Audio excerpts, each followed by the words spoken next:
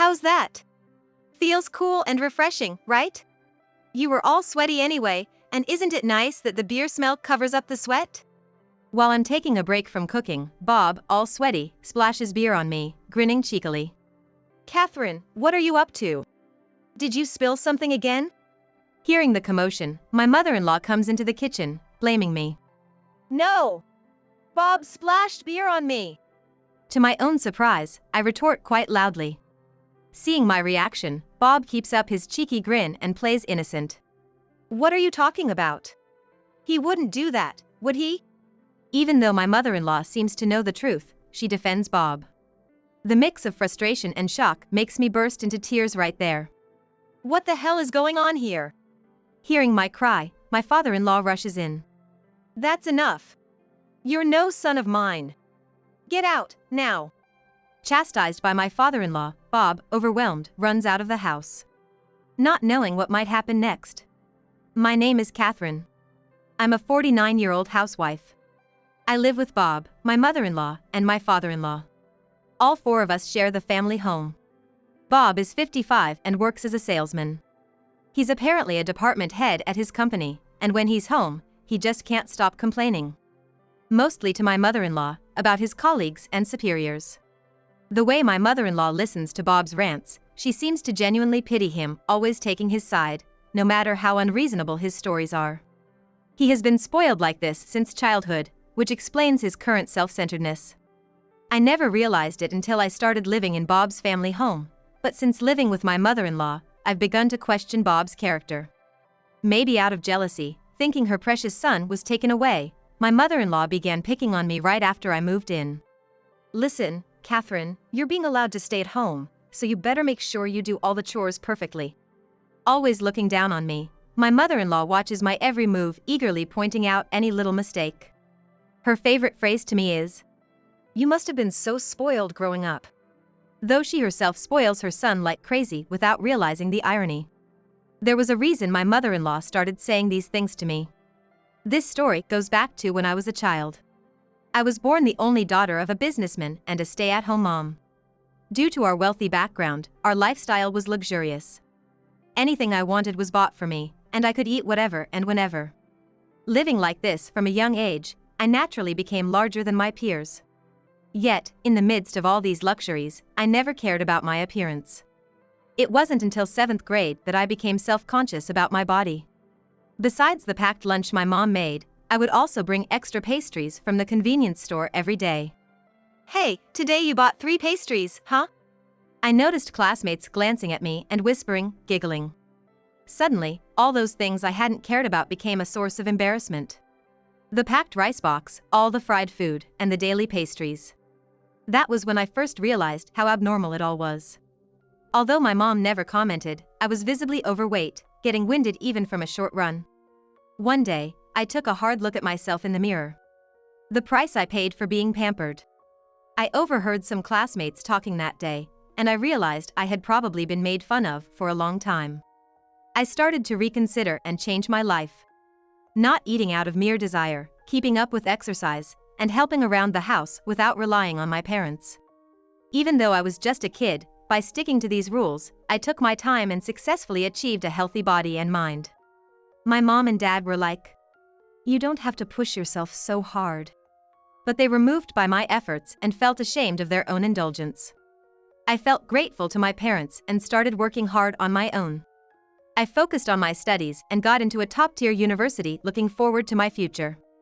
However, when it was time to start job hunting, I suddenly wondered what I really wanted to do with my life.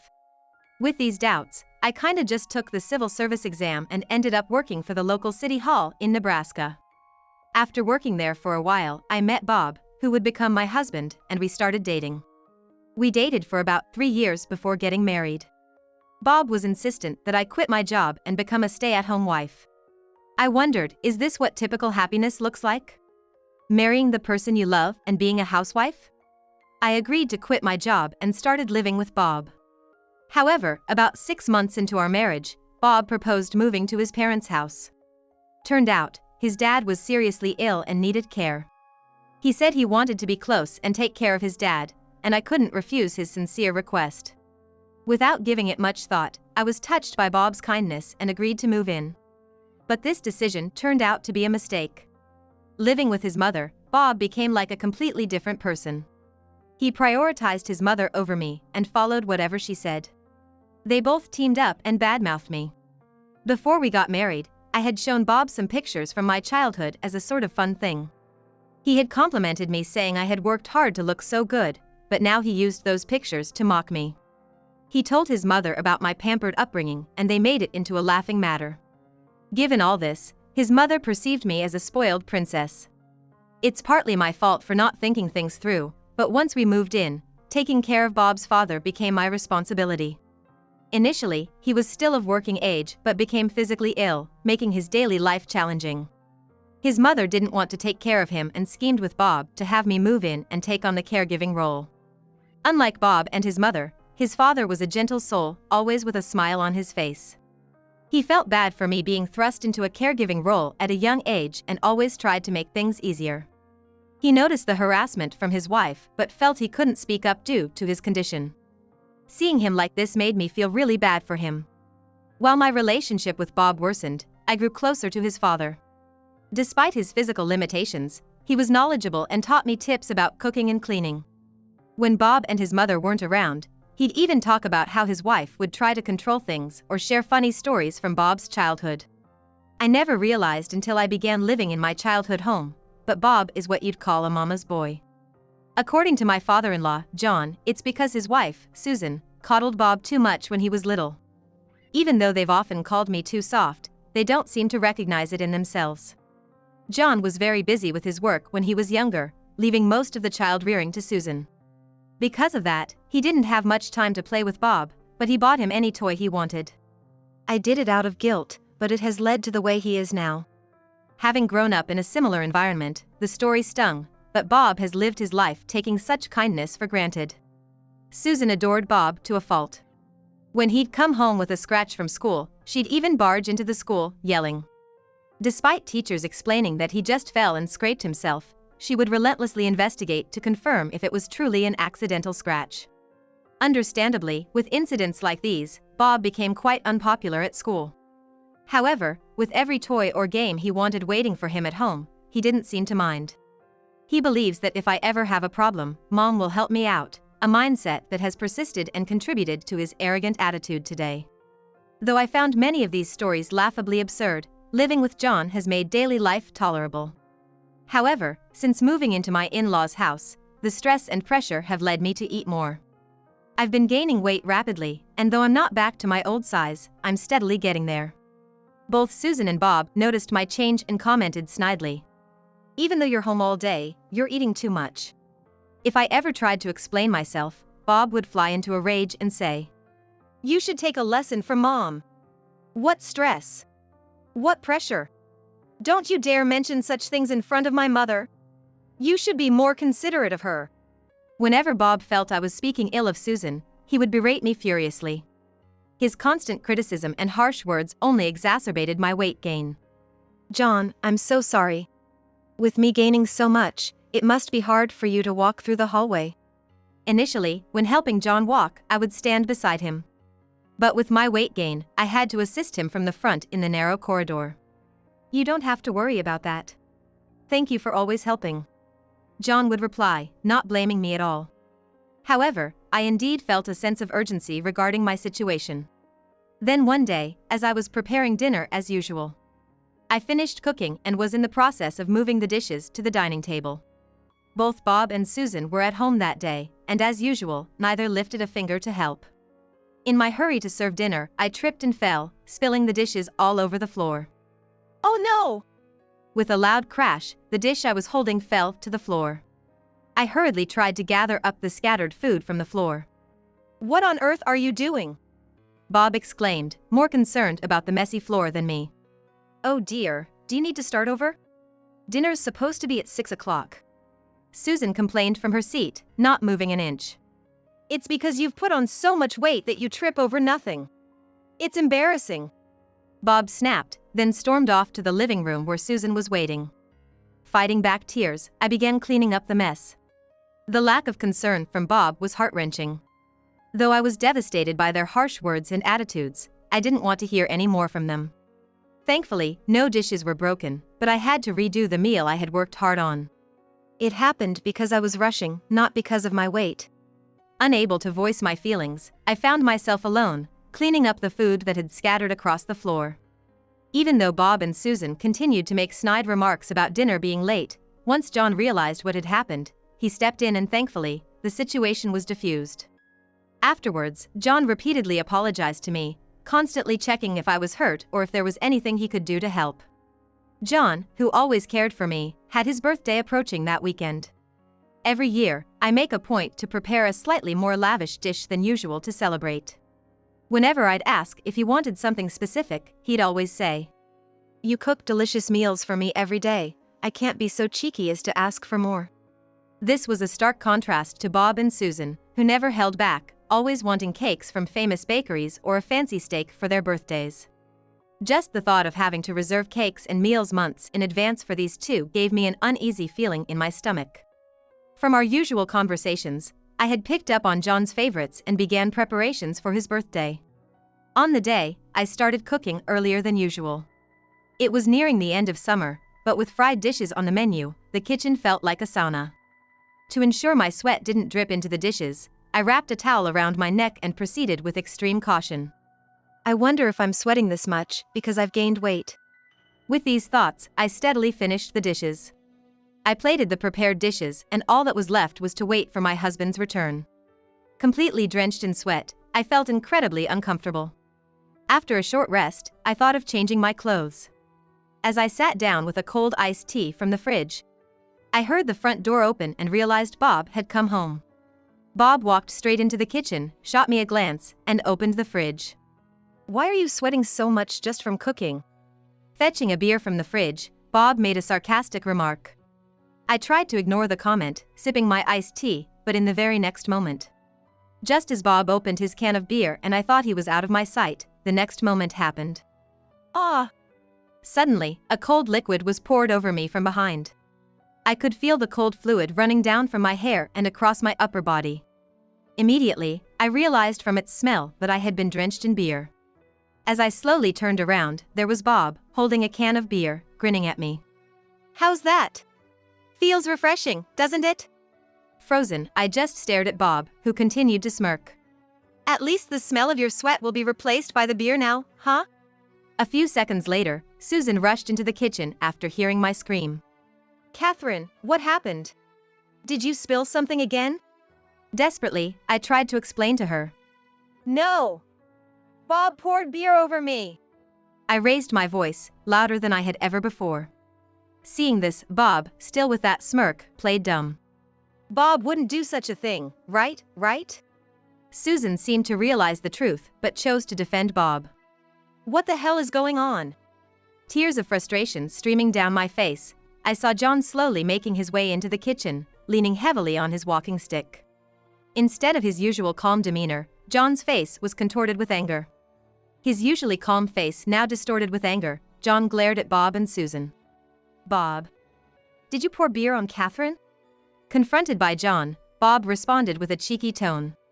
"Dad, you don't have to be so mad. It was just a small joke. Enough. I didn't raise you to be like this. Shame on you." Bob's face paled at the scolding from John, something none of us had ever seen before.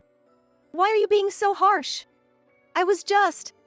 Bob, who had never been scolded by his parents before, was clearly deeply shocked. "You. That's no way to speak." Immediately, Susan rushes to comfort Bob. "You better knock it off too." With a sharp rebuke from John, Susan freezes on the spot. From the shock, Bob drops the beer can he was holding and looks like he's about to cry. Seeing Bob like that, I felt truly sorry. "Enough! Enough!"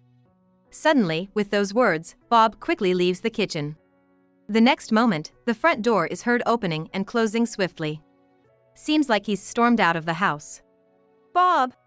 What have you done?" Susan shows signs of rushing after him but gives up after a stern look from John. "Just let him be. Leave him alone." Overwhelmed with shock, Susan leaves the kitchen too. "Catherine, I'm truly sorry for all this. Are you hurt? While using his walking stick, John offers me a fresh towel, noticing I'm drenched. I'm sorry. Because of me, both Susan and Bob. For some reason, all that came out of my mouth were words of apology. Seeing me like this, John kindly reassures me and starts cleaning the messy kitchen. Normally, I wouldn't let John, with his physical challenges, do any of this. But this time, I let him take care of it out of gratitude. Neither Susan nor Bob showed up for the rest of the day. After cleaning the kitchen, John and I celebrated a quiet birthday and had dinner together. John repeatedly apologized during dinner and enjoyed the meal I prepared.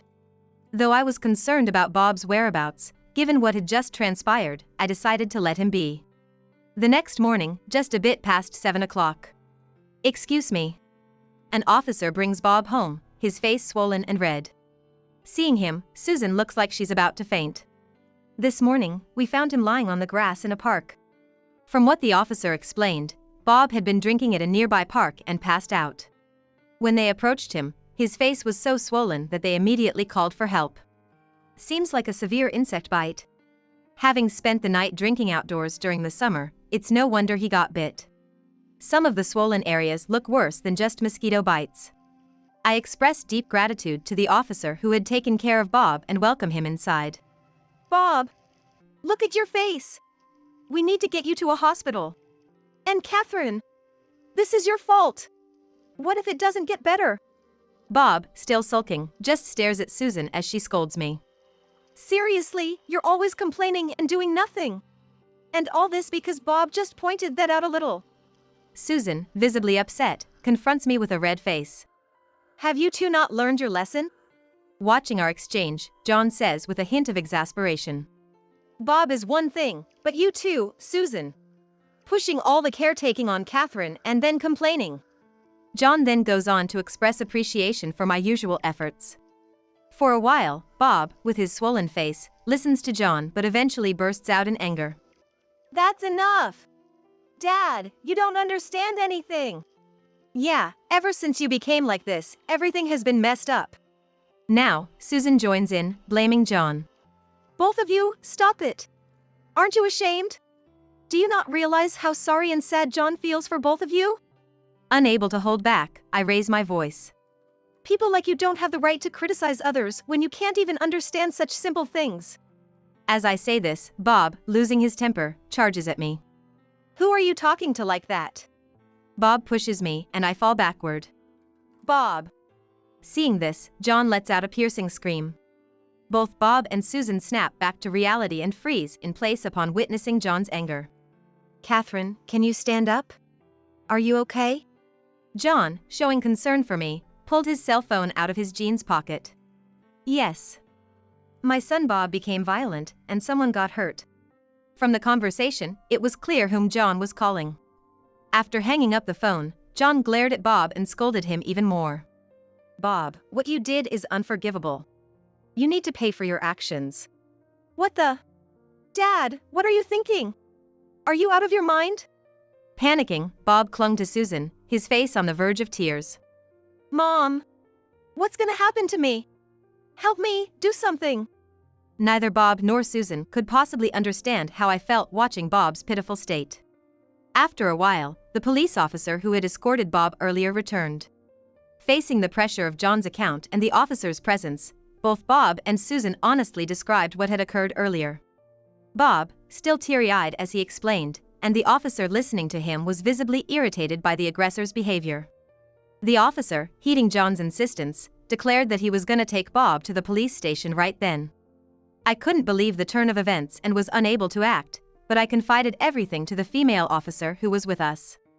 Both Bob and Susan broke down crying, repeatedly apologizing. Fortunately, I only had a minor bump on my head, but it was decided to take me to the hospital just in case. The officer seemed unsure of how to handle a family dispute, but due to John's firm stance, informed us they would treat it as an assault case. Later, after being checked at the hospital and returning, John warmly greeted me. Were you okay? I'm truly sorry for all that's happened. Even though it was all Bob's fault, John apologized as if he himself had caused me harm. Susan had gone to the police station to provide a statement, being there with Bob for questioning. While I was at the hospital, John explained what had transpired and continued. Catherine, I know it's not my place, but you should leave Bob. Being with a man like him will ruin your life. Forget about us and do what's best for you. I had been contemplating my future for some time, but John's unexpected suggestion took me by surprise. He might reflect on his actions now, but I won't let him trouble you any further. You gotta live your own life. Sensing my emotions, John added, I'm utterly disappointed in Susan. I've decided to move to a retirement community, so I'll be fine. It seems he has no intention of divorcing Susan but doesn't want to live with her or Bob any longer.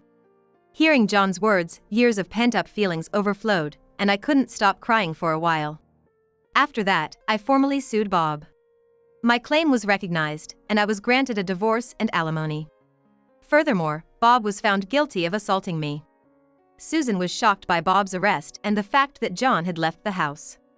John was thoughtful enough to consider my future and gave me some money for my immediate expenses, separate from the alimony. I thanked John many times for supporting me throughout, and that marked the end of my married life. A few months after divorcing Bob, I rented a new apartment and started working.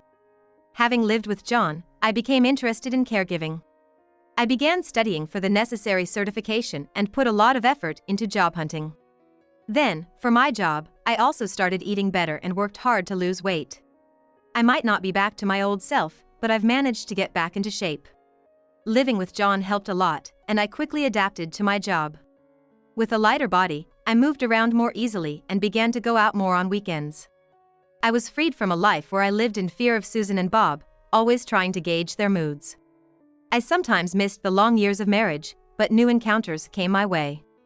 I started a cooking class as a hobby and got along with a like-minded man. Though I had traumatic memories from my life with Bob, I'm thinking of getting closer to him gradually. I had such encounters, but I regularly visit John at his care facility. John has always been concerned about me, and he was happy for me when I got a new job and met someone new. John would tell me, "You can forget about me now." But he's not like Bob or Susan. I deeply respect John as an individual. He chose to live separately from his beloved wife and imposed strict punishment on his only son, Bob. It must have been a tough decision for him. But he's now living his life positively. Seeing John, I've decided in my heart to live my own life positively from now on.